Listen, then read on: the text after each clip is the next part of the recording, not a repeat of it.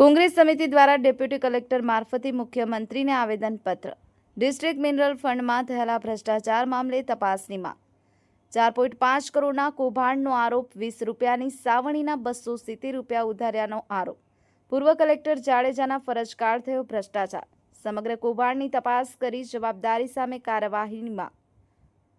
Ahir Kalubhai, Diu 24/7 news, Gir Somnath.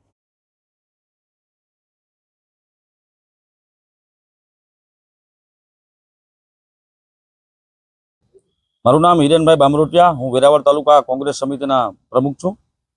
આજે કયા સ્થળે શા માટે આવ્યા છો, શું ચાકો મુદ્દો? અમે અત્યારે વેરાવળ પ્રાંત અધિકારી શ્રીની કચેરી આવ્યા છે.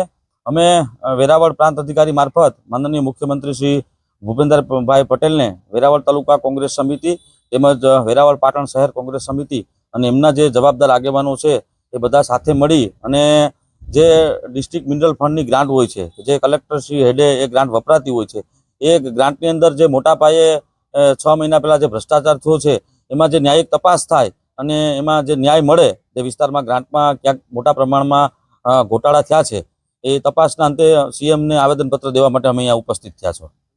કરોડ રૂપિયાનું કૌભાંડ હોય એ અમારા ગીર સોમનાથ જિલ્લાના આદરણીય પ્રમુખ પુંજાભાઈ વંશ અને ઉનાના પૂર્વ ધારાસભ્ય કે એમણે આ આખા કૌભાંડનો પર પર્દાફાશ કર્યો છે અને તપાસ કરી છે.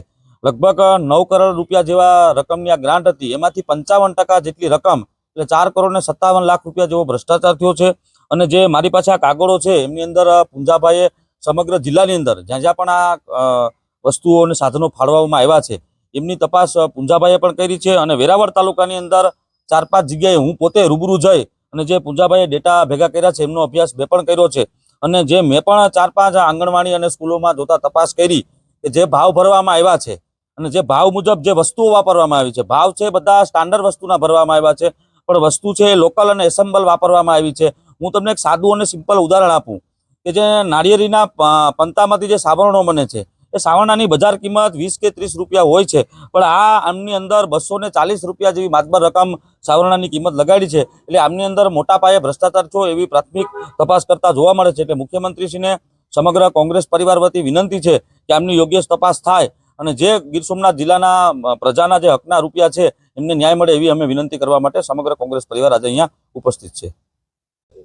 મારું નામ જયકરભાઈ ચોટાઈ, મહામંત્રી, ગુજરાત પ્રદેશ કોંગ્રેસ સમિતિ, વેરાવળ.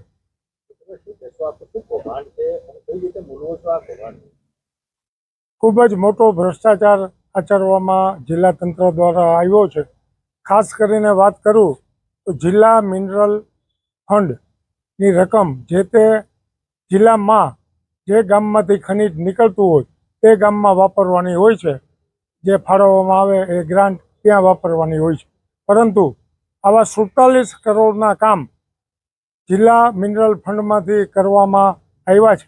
એમાંથી જે પુંજાભાઈ વંશ અમારા પ્રમુખશ્રીએ તપાસના આધારે જે પુરાવા સાથે વિગતો રજૂ કરી છે એમાં 9 કરોડ રૂપિયાની ખરીદીઓ, મારા પૂર્વ વક્તા જે હિરેનભાઈએ વાત કરી કે સાવરણાની કિંમત બજારમાં 20 રૂપિયા હોય એ પણ 270 રૂપિયા જેવા રૂપિયા ચૂકવી અને આંગણવાડીમાં અપાણા છે.